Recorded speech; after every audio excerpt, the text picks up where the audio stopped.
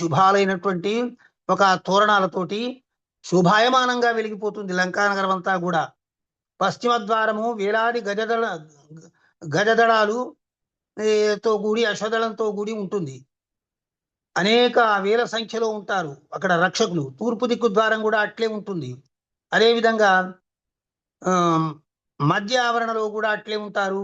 ఉత్తర దక్షిణ ఆవరణాలలో కూడా ద్వారాల వైపు కూడా ఆ విధంగానే నానాస్త్ర శస్త్ర కుశలురైనటువంటి మహావీరులు కాపలా ఉంటారు. లంకానగరంలో వివిధమైన రకాలైనటువంటి సొరంగ మార్గాలు ఉన్నాయి. నేల లోపట ఉండేటువంటి ఒక మార్గాలు ఏర్పాటు చేశారు. ఇంకా గోడలపైన శతఘ్నులు పేలిస్తే ఒక్కొక్కసారి ఎంతో మంది చనిపోగలిగినటువంటి మారణాయుధాలు ఉన్నాయి. అదంతా చూస్తూ ఒక దుర్భేద్యమైనటువంటి ఎవరు కూడా భేదించరానటువంటి రక్షణ వలయంలో ఉంది ఆ లంకానగరం. కానీ రామచంద్ర, రావణాసురుని మూల బలం లోపల 4వ వంతును నేనే సంహరించి వచ్చాను. అక్కడ అంటే 4వ వంతు సంహారం జరిగింది నా చేత. లంకాపురి అంతా కూడా దగ్ధమైంది. గోడలు మేడలు అన్నీ కూడా విచ్చుకొని పోయాయి, బీట్లు ఇచ్చిపోయాయి. అదంతా బాగు చేసుకోవడానికి వాళ్ళకి చాలా రోజులు పడుతుంది. దాంట్లోనే మునిగిపోతారు. నువ్వు ఒకసారి లంకానగరాన్ని దర్శించి నీ యొక్క క్రూరోద్రిక్తమైనటువంటి చూపులు చూస్తే లంక భస్మీపటలం అయిపోతుంది. ఇంకా బయలుదేరండి, సముద్ర తీరానికి వెళదాం అని అన్నారు. హనుమ చెప్పినటువంటి ఈ మాటలన్నీ విని సుగ్రీవునికి చెప్పాడు శ్రీరామచంద్రుడు, వెంబడే సైన్యాధిపతులందరికీ కూడా ఆదేశాలు ఇవ్వండి. అందరము కలిసి మనము ఆ లంకా నగరాన్ని చేరుకునేటువంటి సముద్ర తీర ప్రాంతానికి వెళుతున్నాం.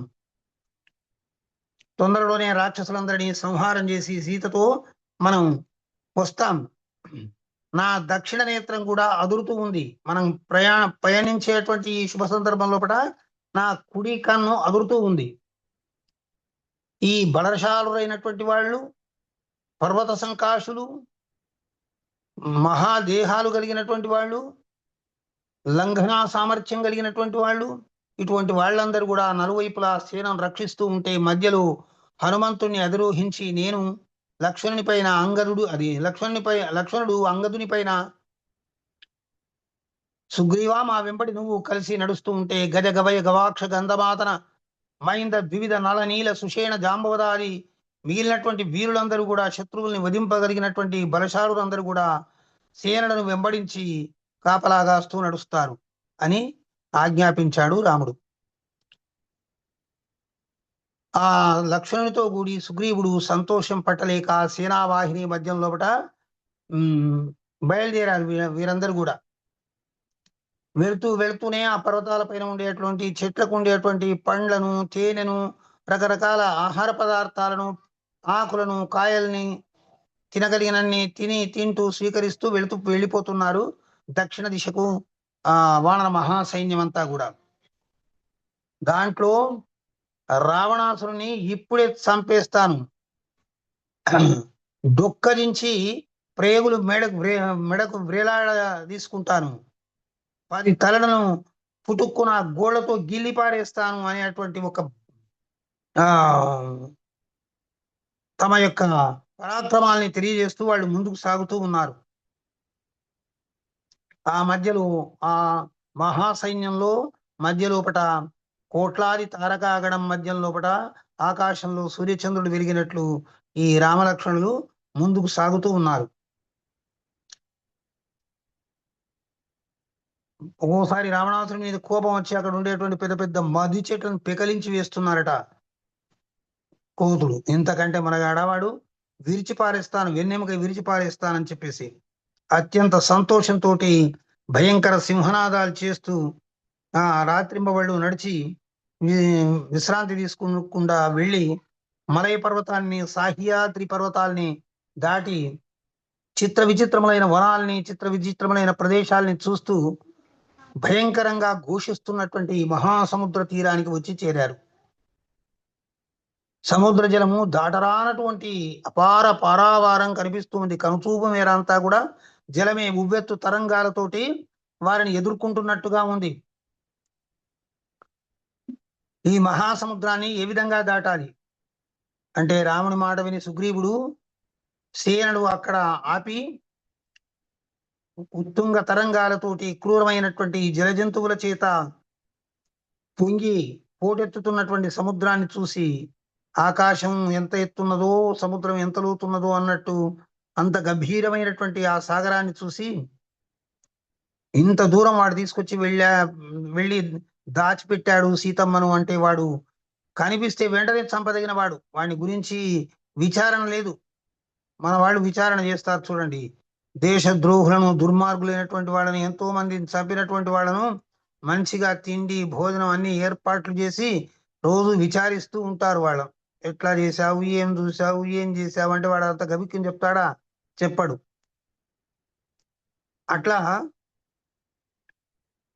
విచారణ లేకుండా చంపాలి రావణాసురుని, వాడంత దుర్మార్గుడు అని అందరూ అనుకుంటూ ఉంటే సీతను తలుచుకుని రామచంద్రుడు ఒక మాయామానుష వ్యవహారంగా అయ్యో సీత అని విలపించాడట. అద్వితీయుడు, చిత్స్వరూపుడు, నిరాకారుడు, నిరంజనుడు, స్వగత విగత భేదాలు స్వభేదరహితుడు, సజాతీయ విజాతీయ భేదరహితుడు, సనాతనుడు, పరమాత్మ అయినటువంటి రాముడు ఆయనను దుఃఖాలు స్పృశించవు. ఆ దుఃఖం కనిపించడం మన కోసం అట్లా కనిపిస్తుంది. మనం చూసిన మహాత్ములైనా ఎవరైనా అట్లే ఉంటారు. మనలాగనే తింటారు, మనలాగనే ఉంటారు, మనలాగనే వింటారు, మనలాగనే నడుస్తారు, మనతో పాటే ఉంటారు. అయినా కూడా మనకంటే విలక్షణంగా వాళ్ళు తమ ఆత్మస్థితిలో వాళ్ళు నెలకొని ఉంటారు. ఏది అంటకుండా అన్నిటితో అంటినట్టే, ఏది అంటనట్టే ఉంటారు వాళ్ళు. మరి దుఃఖము, హర్షము, భయము, క్రోధము, లోభము, మోహము, మదము అనే అజ్ఞాన లక్షణాలన్నీ కూడా ఆనంద స్వరూపులైన వాళ్ళకి ఇవి అంటావు. వాళ్ళు మనలాగానే ఉన్నప్పటికీ కూడా వాళ్ళనేవి ఇవి స్పృశించవు.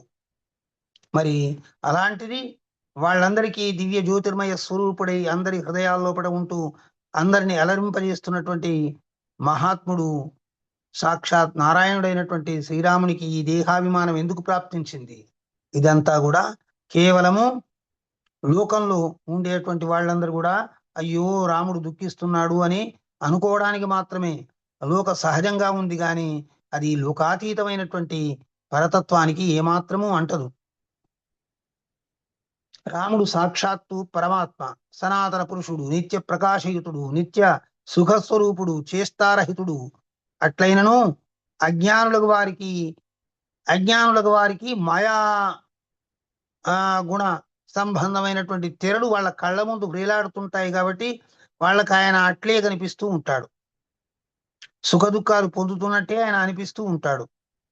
స్ఫటిక ముందర రకరకాల రంగురంగుల పుష్పాలు పెడితే ఆ రంగులు స్ఫటికంలో ఫలించినప్పటికీ కూడా ఏ రంగు కూడా దానికి అంటకుండా ఏ విధంగా ఉంటుందో అట్లా పరమాత్మ స్వరూపం ఆ విధంగా ఉంటుంది.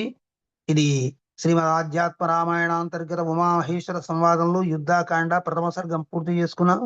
ఈ ప్రథమ సర్గ అయిపోయిన తర్వాత మనం ద్వితీయ సర్గ లోపలికి ప్రవేశిస్తున్నాము.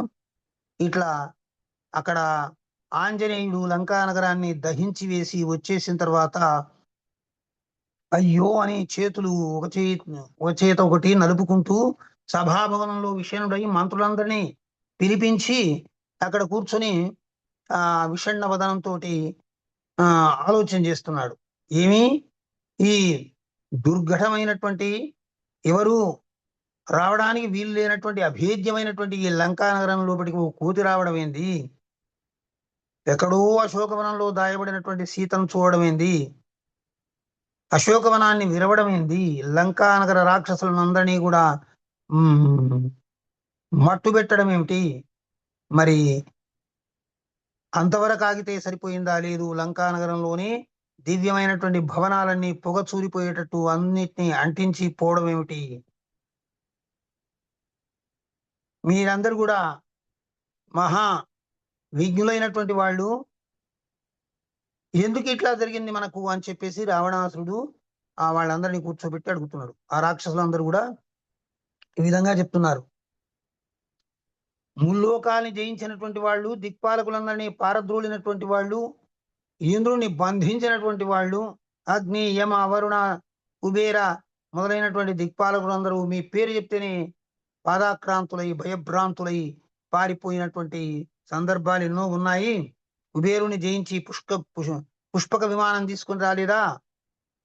అట్లే ఎన్ని విజయాలు లభించాయి. మన ఇంద్రజిత్తు ఇంద్రుని బంధించి లంకా నగరంలో చెరసాలలు వేయలేదా? ఏమిటి ఇంతటి గొప్ప ఘనకార్యాలని చేసినా కూడా మరి మీకు యముని వల్ల భయం ఉందా? యముడే భయపడిపోయాడు మీకు.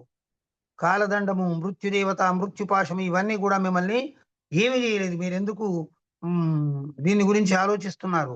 అప్పుడు అందరూ ఇటువంటి వాడు ఒకడు వస్తాడు, ఇట్లా చేస్తాడు అనేటువంటి ఆలోచన లేకుండా హాయిగా ఉన్న సందర్భం లోపల వాడు వచ్చి అందరూ దిగ్భ్రాంతులమై వివశులమై తెలివి తెచ్చుకునే లోపల ఈ పనులన్నీ చేసి వెళ్ళిపోయాడు.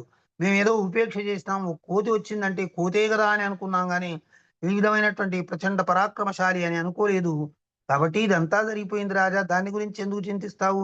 మేము ఎవరం మేల్కొని వాడిని పట్టాలనుకున్నా కూడా వాడిని చితగ్గొట్టేవాళ్ళం. అసలుకు సున్నంలోకి ఎముక కూడా మిగలకుండా కొట్టేవాళ్ళం. కానీ మేము ఉపేక్షించాము, ఒక కోతే కదా అనేటువంటి, ఇన్ని రోజులు లేని మన నగరం పైకి ఎవరు వస్తారు అనేటువంటి ఉపేక్షా భావనతో, ఉదాసీన భావంతో ఉన్నాం. కాబట్టి వాడి ఆటలన్నీ సాగినాయి. ఈసారి రాని వాడి సంగతి ఏదో చూస్తాం అని అంటున్నారు ఆ రాక్షసులందరూ కూడా.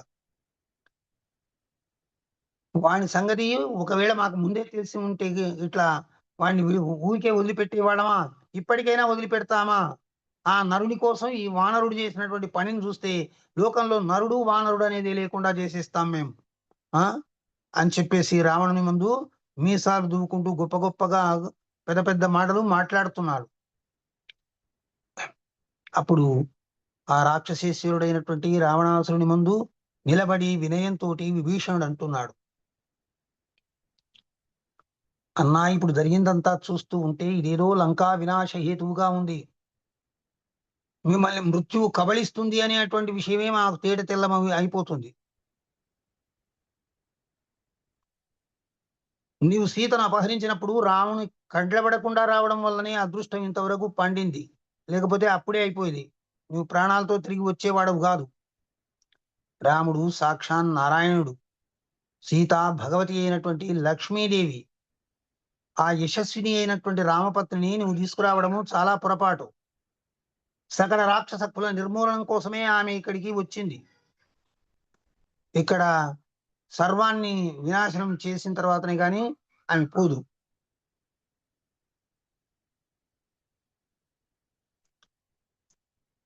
ఎంత పెద్ద సొరచేపైనా కూడా విషాన్ని మింగితే ఏ విధంగా ఇదైపోతుందో ఆ విధంగా నిప్పులు మూటగట్టినట్టు సీతమ్మను లంకానగరంలో దాచిపెట్టావు.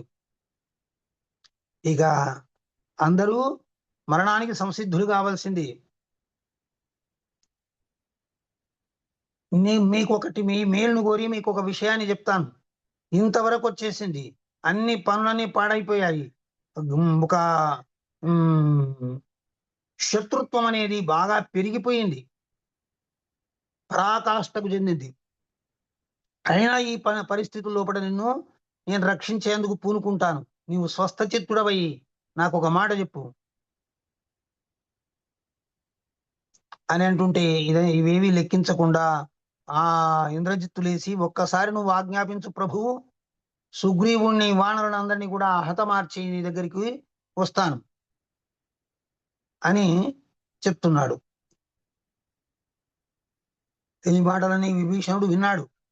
విని దేవశత్రువైనటువంటి రావణాసురుడికి మళ్ళీ ఒకసారి నమస్కారం చేసి కుంభకర్ణాది దైత్యులందరినీ ఒకసారి చూసి ఆ రావణాసురునితోటి ఈ విధంగా అంటున్నాడు, ఈ యుద్ధరంగం లోపల రాముని ముందు నిలవడానికి రావణుడు కుంభకర్ణుడే కాదు, సకల దిక్పాలకులు వచ్చినా కూడా ఇది అసాధ్యం కాదు. ఈ ఇంద్రజిత్తు ఏమీ చేయలేడు.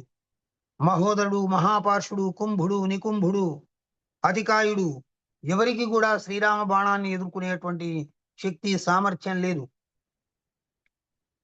సీత అనే పేరు గల ఒక మహాకాళిని, కాలస్వరూపిణిని, వినాశకర్త్రిని మీ మన ఇంట్లో పడి తీసుకొచ్చి పెట్టావు. ఆ వినాశనం జరగకుండా ఇంకెవరు కూడా ఆపలేరు. ఆపాలంటే ఒకే ఒక్కటి, ఇక ముందు ఇటువంటి పనులు చేయను అని చెప్పేసి సీతమ్మను తీసుకుని వెళ్లి రామునికి అప్పగించి నమస్కరించి రావడమే. లేకపోతే రామస్వామి యొక్క దివ్య బాణాలకు ఎదిరించి నిలబడగలిగినటువంటి వాళ్ళు ఈ ముల్లోకాల్లో ఎవరూ లేరు. నువ్వే వెళ్ళి ఇస్తే ఆయన తన కోపాన్ని తగ్గించి నిన్ను రక్షిస్తాడు. మరి మహాబలపరాక్రమశాలులు, పర్వతాల్ని విసరగలిగిన వారు, చెట్లను పెకిలించగలిగిన వారు, గుండ్లను తోయగలిగినటువంటి వాళ్ళు, గోళ్లతోనే కంఠాలను తెంపివేయగలిగినటువంటి వాళ్ళు, మహాపరాక్రమవంతులైనటువంటి అసంఖ్యాక వానరులు శ్రీరామునికి తోడై వస్తున్నారు. అందువల్ల సీతను సమర్పించు. ఒక్క వానరుడు వస్తేనే ఇంత జరిగితే మళ్ళీ అసంఖ్యాక వానరులు లంకానగరంలో ప్రవేశిస్తే ఏ విధంగా ఉంటుంది? ఒకవేళ నువ్వు అట్లా సీతను అర్పించకుండా రాముణ్ణి ఎదిరించి పోరాడాలని అనుకుంటే ఇంద్రుడు గాని, బ్రహ్మ గాని, శివుడు గాని, ఇంకెవరు గాని రాముని బాణం నుంచి నిన్ను కాపాడలేరు. మృత్యుదేవత నిన్ను చప్పరించి వేస్తుంది. ఈ ఊర్ధ్వలోకాలైన 7 లోకాల్లో, అధోలోకాలైన 7 లోకాల్లో ఎక్కడికి పరుగులు తీసినా కూడా నిన్ను రక్షించేవాళ్ళు ఎవరు ఉండరు. మరణిస్తుండే వానికి ఔషధం రుచించదు, చెప్తే వినడు వాడు. నీకు కూడా అట్లా అనిపిస్తే మరి మేమేం చేయలేము. రాముని నుంచి ప్రాణాలు దక్కించుకోవడము అతి కష్టం నీకు. ఈ పవిత్రము హితకరమైనటువంటి విభీషణుని మాట ఒక్కటి కూడా చెవిలోపడికి ఎక్కలేదు వాడికి. విభీషణుడితో అంటున్నాడు, ఒరే మూర్ఖుడా, నేను తెచ్చినటువంటి సంపదలు అనుభవించి బాగా ఒళ్ళు పెంచి బలుపెక్కి నీవు ఈ విధంగా మాట్లాడుతున్నావు. నా రక్షణ లోపటినే బ్రతుకుతున్నావు. నేను లేకపోతే నిన్ను ఇప్పటి వరకు ఎవరో చంపేసేవాళ్ళు. మరి నా రక్షణలో బ్రతుకుతూ నా హితాన్ని కోరకుండా శత్రువు యొక్క హితం కోరుతున్నావు అంటే ఎంత దుర్జనుడవు, ఎంత కృతజ్ఞుడవు. అందుకోసమే పాలివాళ్లను నమ్మరాదని అంటారు. శత్రు వినాశనం కోసమే, పాలివాళ్ల వినాశనం కోసమే వాడు పాటుపడతాడు గాని వాడిని మేలు కోసం ఎప్పుడు కూడా పాటుపడాడు. ఇంకా ఒక క్షణం నా కళ్ళ ముందు నిలబడితే నేను నరికి పోగులు పెడతాను. చీచి దురాత్మడ, రాక్షస కులం లోపట అధముడవై జన్మించా, వెళ్ళు వెళ్ళు అని ఈ విధంగా పరుషవాక్యాలు పలికాడు రావణాసురుడు.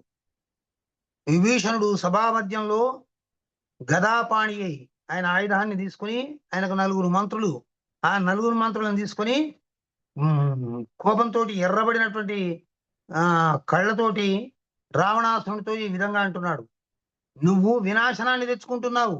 నీ దగ్గర ఉండి నువ్వు పెట్టినటువంటి సొమ్ముదిని నీ భోగభాగ్యాలు అనుభవించడం వల్లనే నీ మేలు కోరి నేను చెప్తున్నాను, ఎవరూ చెప్పడం లేదు.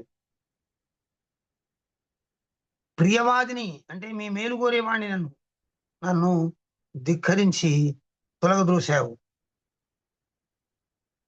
నువ్వు పెద్దన్నవు, తండ్రితో సమానుడవు. అటువంటిది నువ్వు నన్ను ఈ విధంగా నిందించినప్పటికీ నేను వాటిని ఏమీ లెక్క పెట్టుకోను. ప్రపంచం పాలిట జనరంజకుడైనటువంటి శ్రీరాముడు నీ పాలిట కాలమృత్యువై, కాలయముడై, కాలపాశాన్ని ధరించి ముందుకొస్తున్నాడు. మహాకాళి సీత ఆ జనకుని కుమార్తెగా వచ్చింది. భూమి భారాన్ని తగ్గించడానికి వచ్చింది. వాళ్ళిద్దరూ అందుకోసమే జతగూడారు. వాళ్ళు నిన్ను చంపక వదిలిపెట్టరు. వాళ్ళ చేత ప్రేరితుడవై నువ్వు నేను చెప్పే మాటలు ఏమాత్రం కూడా వినిపించుకోవడం లేదు.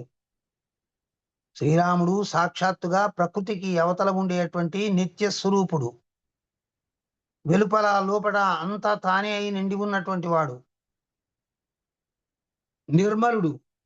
ఆయా నామరూపాల్లో మనకు గోచరించి మనల్ని అందరినీ కూడా క్రీడింపజేసి, మోహింపజేసి మన జీవితాల్ని ఈ విధంగా కడతేరుస్తూ ఉన్నటువంటి వాడు ఆయన.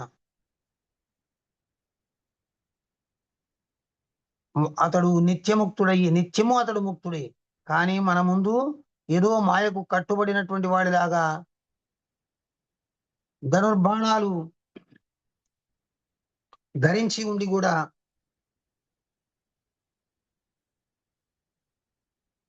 ఈ దానవులందు అగ్నిలాగా సాక్షాత్తుగా శ్రీరాముడు ప్రకృతికి అవల నిత్యంగా వెలుపల లోపల అంతా వెలిగేటువంటి అగ్నిజ్వాల నీకు ఏ విధంగా కానొస్తున్నా అంటే అతడు ఏం చేయలేని ఒక మానవుడుగా కనిపిస్తున్నాడు. నిత్యముక్తుడైనటువంటి వాడు తన మాయాగుణములచే లోకాన్ని భ్రమింపజేస్తున్నటువంటి వాడు.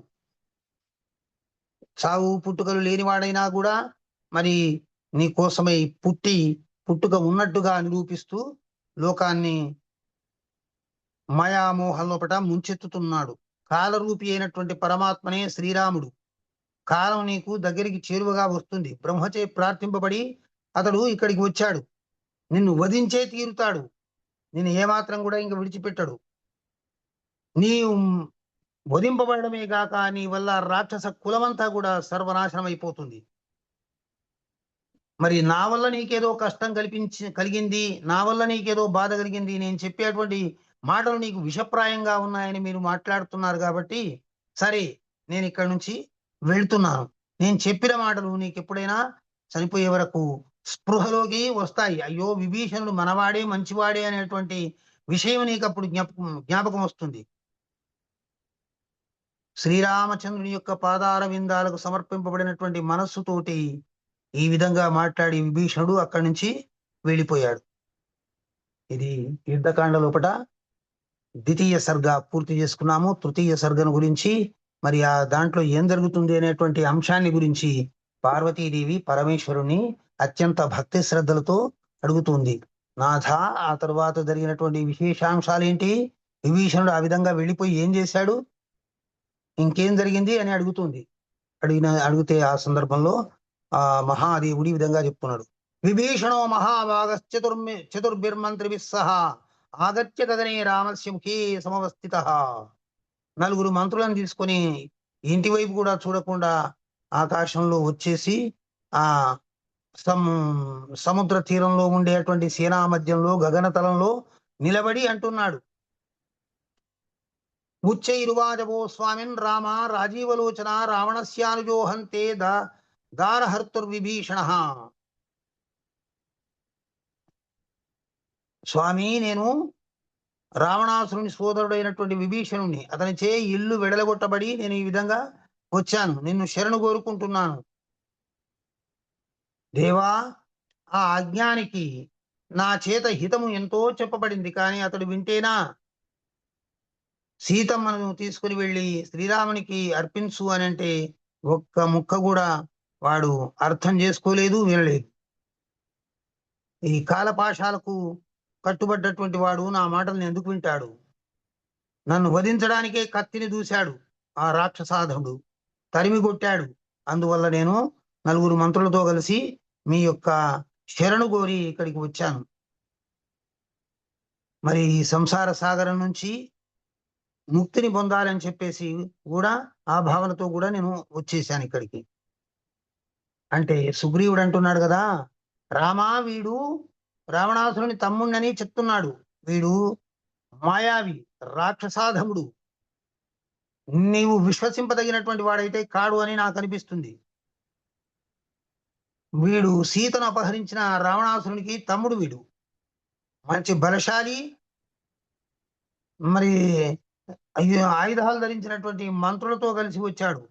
అవకాశం చూసి వీడు మళ్ళీ మనల్ని కూడా వధించగలుగుతాడు అని నాకు ఇట్లు తోస్తుంది. మరి నీకు ఏ విధంగా అనిపిస్తుందో ఆ విధంగా చెయ్యి శ్రీరామచంద్ర అంటూ విభీషణుడు శ్రీరామచంద్రుడితో తన యొక్క ఆంతర్యాన్ని వెల్లడించాడు. అంటే శ్రీరామచంద్రుడు నవ్వి అంటున్నాడు, మనం వేమరుపాటుతో ఉన్నప్పుడు విభీషణుడు చంపుతాడు అటువంటి వాడని అంటున్నావు కదా. ఓ సుగ్రీవా, నేను తలచుకున్నచో అర నిమేషంలో ఈ సర్వలోకాల్ని, లోకేశ్వరుల్ని అందరినీ కూడా బూడిద కుప్పగా మార్చేస్తాను.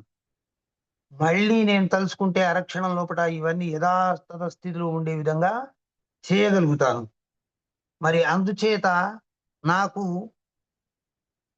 నా చేత అతనికి అభయం ఇవ్వబడ్డది విభీషణునికి. మరి ఆ రాక్షసుని వేగంగా ఇక్కడికి తీసుకొని రా. ఇంకా ఏమంటున్నాడు, సకృదేవ ప్రపన్నాయ తవాస్మీతి చయాచతే అభయం సర్వభూతేభ్యో దదామ్యేతద్భృతం మమ. ఓ సుగ్రీవా, ఎవరైనా ఒక్కసారి శరణాగతులైన చెంతకు వచ్చి నేను నీవాడను స్వామి అని అంటే సర్వభూతాల నుంచి వానికి రక్షిస్తాను అని అభయం ఇచ్చాను. ఆ అభయం నా వ్రతంలో ఒక భాగం అంటున్నాడు. చూడండి, ఒక పరమాత్ముడు కాకపోతే ఈ విధంగా ఎవడిస్తాడు మాట? ఇచ్చి ఎవడు రక్షించగలుగుతాడు? సకృదేవ ప్రపన్నాయ తవాస్మీతి చయాచతే, నేను నీ వాణ్ణి స్వామి అని ఎవడైతే యాచిస్తాడో వాడిని ఎప్పుడు కూడా నేను విడిచిపెట్టను. అతనికి అభయాన్ని సర్వభూత కోట్ల నుంచి నేను ఇస్తాను అని చెప్తున్నాడు. ఎవరు ఇవ్వగలుగుతారు? సర్వ సమర్థుడైనటువంటి వాడు, సర్వశక్తులు తన గుప్పిట్లో కలిగిన వాడు మాత్రమే ఈ మాట మాట్లాడగలుగుతాడు. రాముని ఈ మాటలు విని సుగ్రీవుడు పొంగిపోయాడు సంతోషంతో. విభీషణుని స్వయముగా తీసుకుని వచ్చి రాముణ్ణి దర్శింపజేశాడు. విభీషణస్తు సాష్టాంగం ప్రణిపత్య రఘూత్తమం హర్షగద్గలయా వాచ భక్త్యా చ పరయాన్విత. రాముని మాటలు విని సుగ్రీవుడు చాలా ఆనందం పట్టలేకపోయినటువంటి వాడై విభీషణుని స్వయంగా తీసుకుని వచ్చి శ్రీరామచంద్రుని దర్శింపజేశాడు. రాఘవునికి విభీషణుడు సాష్టాంగ నమస్కారం చేశాడు. ఆనందంతో కంఠం గద్గదమైపోయింది. పరమభక్తియుక్తుడయ్యే చిక్కిళ్లపై నుంచి జలాలు జాలువారుతున్నాయి, అశ్రు జలాలు. శ్యామాభిరాముణ్ణి, విశాల నేత్రుణ్ణి, ప్రసన్న ముఖుణ్ణి, ప్రసన్న ముఖ కమలం కలిగినటువంటి వాడిని ధనుర్బాణాలు ధరించినటువంటి వాడిని, శాంతుని, లక్ష్మణునితో కూడి ఉన్నటువంటి వాడిని ఈ అంజలించి చేతులు దూయిలించి విభీషణుడు ఈ విధంగా పలుకుతున్నాడు. ఇదంతా దీన్ని విభీషణ స్తుతి అంటారు. మనకు స్తుతులు చాలా ఉన్నాయి, ఇది కూడా గొప్ప స్తుతి. నమస్తే రామరాజేంద్ర, నమస్సీతా మనోరమ, నమస్తే చండకోదండ, నమస్తే భక్తవత్సల, నమోనంతాయ శాంతాయ రామాయామిత తేజసే సుగ్రీవ మిత్రాయ తే రఘూణాం పతయే నమః. జగదుత్పత్తి నాశానాం కారణాయ మహాత్మనే త్రైలోక్య గురవే ఆది గృహస్థాయ నమో నమః. ఇతడు త్రైలోక్య గురువే కాదు, ఆది గృహస్థుడు, మొదటి గృహస్థుడు. అటువంటి వానికి నమో నమః. భక్తవత్సలుడైనటువంటి వానికి, సీతామనోహరునికి ఈ నమస్కారాలు అని చెప్తున్నాడు. త్వమాదిర్జగతాం రామ త్వమేవ స్థితి కారణం త్వమంతే నిధనస్థానం స్వేచ్ఛాచారస్త్వమేవ హి. స్వామి, ఈ జగత్తుకంతా ఆది కారణమైనటువంటి వాడవు నువ్వు. ఈ జగత్తంతా హరింపబడి పోషించేటువంటి వాడవు నువ్వు. ఇదంతా కూడా మళ్ళీ అదృశ్యమై విలయమైపోయేటువంటి స్థితి లోపలికి తీసుకుని వెళ్ళేవాడవు నువ్వు. స్వేచ్ఛాచారస్త్వమేవి, నువ్వు స్వేచ్ఛాచారుడవు. నీవు ఎట్లా కావాలనుకుంటే అట్లా అవుతావు, ఎట్లా చేయాలనుకుంటే అట్లా చేస్తావు. చరాచరాణం భూతానాం బహిరంతస్య రాఘవ వ్యాప్య వ్యాపక రూపేణ భవాన్ భాది జగన్మయ. జగత్తంతా వ్యాపించి ఉన్నటువంటి వాడు. జగత్తు అనేది వేరే లేదు, జగత్తంతా కూడా నీ యొక్క స్వరూపమే. మేము జగత్తు అనుకోవడమే మా యొక్క మాయా ప్రలోభాలకు సంబంధించినటువంటిది. త్వన్మాయయా హత జ్ఞాన నష్టాత్మానో విచేతస గతాగతం ప్రపద్యంతే పాప పుణ్యవశాశ్చ తదా. ఎల్లప్పుడూ పాప పుణ్య కర్మలకు వశులై పుట్టుచు గిట్టుచు మరణ అదే స్థితి పొందుతూ ఉంటారు మానవులు. ఏకాగ్ర చిత్తంతో నీ సత్యస్వరూపాన్ని దర్శించేటువంటి వాడు పరమ భాగ్యవంతుడు. నిన్నెరుగకపోవుట చేతనే అనుభవాంతమునందు దుఃఖదాయకములకు పుత్రదార గృహాదులైన విషయములలో రమింపబడుచుండును. నిన్ను తెలుసుకోకపోవడం వల్లనే కదా ఈ ప్రపంచ బంధాల్లోపట ఇరుక్కుని వాడు విలవిలా కొట్టుకుంటూ ఉంటాడు. మరణ సమయం వచ్చినప్పటికీ కూడా ఇవే ధ్యాసలతోటి వాడు విలవిలలాడుతూ ఉంటాడు. ప్రభువు, నువ్వు ఇంద్రుడవు, నీవే అగ్నివి, నీవే అర్యముడవు, నీవే నిరుతివి, నీవే వరుణవు. అంటే అష్టదిక్పాలకులు మీరే. అణువు కంటే చిన్ననైనటువంటి అణువు మీరే. మహత్తు కంటే గొప్పదైనటువంటి మహత్తు మీరే. ఆది మధ్యాంతములు లేని వాడవు. ఎక్కడ మొదలు లేదు, మధ్య లేదు, చివర లేదు. అంతటా తానే నిండి ఉన్నాడు. పరిపూర్ణుడు, అచ్యుతుడు, అవ్యయుడు, పాణిపాదములు చక్షుశ్రోత్రములు లేనివాడు. కాళ్ళు నడవడానికి కాళ్ళు, పట్టుకోవడానికి చేయడానికి చేతులు లేవు, చూడడానికి కళ్ళు లేవు, వినడానికి చెవులు లేవు, కానీ అన్ని పనులు చేస్తాడు ఆయన. అన్ని వింటాడు, చూస్తాడు. మనం అనుకుంటాం ఆయనకు చెవులు ఉన్నాయి, మనం అయ్యో రామచంద్ర అని మనం పిలిచాము, ఆయన విన్నాడా అని అనుకుంటాం. తప్పకుండా వినే ఉంటాడు, విని తీరుతాడు. సర్వ విషయాల్ని గ్రహించేటువంటి వాడవు నువ్వు. పంచకోశముల కంటే భిన్నుడవు. అన్నమయ, ప్రాణమయ, మనోమయ, విజ్ఞానమయ, ఆనందమయ కోశాల లోపట క్రమక్రమంగా ఎదుగుతూ వచ్చేటువంటి స్థితులన్నీ నీవే. ఈ స్థితులన్నిటికీ అతీతమైనటువంటి వాడవు నువ్వే. నిర్గుణుడు, నిరాశ్రయుడవు. నీకు గుణం లేదు. ఈ గుణం ఫలానా గుణం ఉంది ఈయన గుణం ఇది అని చెప్పడానికి వీలు లేదు.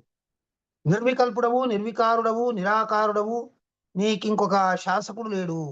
ఆయన పైన శాసించేవాళ్ళు మళ్ళీ ఇంకొకరు లేరు. షడ్వికార రహితుడవు, షడ్వికారాలు లేవు. అనాది అంటే ఆది లేకుండా మొదటి నుంచి ఉండేటువంటి వాడే ఆయన. ప్రకృతి కంటే పరుడు. ప్రకృతి పురుషులని మనం వింటాం కదా. ఈ ప్రకృతి కంటే పరుడైనటువంటి వాడు, పురుషుడైనటువంటి వాడు శ్రీరాముడు. నిన్ను మాయ చేతనే ఈ సమస్త విశ్వాన్ని సృజించి దీంట్లో భాషిస్తావు అని నిన్ను నిర్గుణునిగా, జన్మరహితుడిగా తెలుసుకునేటువంటి వాళ్ళు నీ పాదాల లోపల వాళ్ళు ఐక్యమవుతున్నారు. వాళ్లకు వేరే ఇంకేది అక్కర్లేదు. సీతాపతి అయిన మీకు, కారుణికోత్తముడమైనటువంటి మీకు నమస్కారము. ఈ రావణ శత్రునకు నమస్కారం. రావణాసురునికి శత్రువులు కదా మీరు, నమస్కారం. భవసాగరము నుండి నన్ను కాపాడుము. ఈ సంసార సాగరంలో కొట్టుకుపోయేటువంటి నన్ను కాపాడండి. తతః ప్రసన్నః ప్రోవాచ శ్రీరామో భక్తవత్సలః వరం వృణీష్వా భద్రంతే వాంఛితం వరదోస్మ్యహం. ఈ విధంగా అనే వరకు శ్రీరాముడు అత్యంత ప్రసన్నుడై ఈ విధంగా అంటున్నాడు. నీకు భద్రమగుగాక. నీవు ఏది వాంఛింతువో ఆ వరము కోరుకును. నేను వరప్రదాయకుడను, వరాలు ఇచ్చేవాణ్ణి. నేను ఇంత వాణ్ణి వస్తే నీవు ఏదైనా అడుగు, ఇస్తాను అని చెప్పి అన్నాడు. అంటే ఆ విభీషణుడు అంటున్నాడు, ధన్యుణ్ణి, కృతజ్ఞుణ్ణి రాఘవా, నేను సర్వకార్యాలు సఫలీకృతమైనటువంటి వాణ్ణి. నీ పాదదర్శనంతో ముక్తి లభించడం అనేది నాకు విశేషమైనటువంటిది ఇదేం కాదు. నీ మూర్తిని దర్శింపగలిగినాను దగ్గరలో. ఈ లోకంలో నా వంటి ధన్యుడు ఇంకెవరు కూడా లేరు. నాలాంటి శుచిస్పితుడైనటువంటి వాడు ఇంకొకరు ఎవరు కూడా లేరు. రఘునందన, కర్మబంధన వినాశనముకై భక్తి లక్షణీతమగు నీ తత్వజ్ఞానమును, పరమార్థ రూపమైన నీ ధ్యానమును కూడా నాకు ప్రసాదింపుము. రాజేంద్ర, రామ, విషయములచే లభించు సుఖము నేను కోరను. అది కావాలి, ఇది కావాలని నేనేది కోరను. వాటికంటే అతీతమైనటువంటి నిర్విషయానంద సుఖాన్ని నాకు ప్రసాదించు. నీ పాదకమలాల లోపల నిత్యము భక్తి కలిగి ఉండే విధంగా, తగిలి కలిసి ఉండే విధంగా నన్ను రక్షించుము, నన్ను ఆ విధంగా తీర్చిదిద్దుము అని చెప్పేసి విభీషణుడు అనేక రకాలుగా శ్రీరామచంద్రుణ్ణి ప్రార్థిస్తున్నాడు అన్నట్టు. మరి ప్రార్థన అంతా విన్న తర్వాత రామచంద్రుడు ఏమంటాడు, ఆ తర్వాత జరిగేటువంటి కథాంశాన్ని గురించి మనం తెలుసుకుందాము. ఇప్పుడు మీరు విన్నటువంటి కథానుభూతిని ప్రకటించండి, అందరితో కలిసి పంచుకోండి.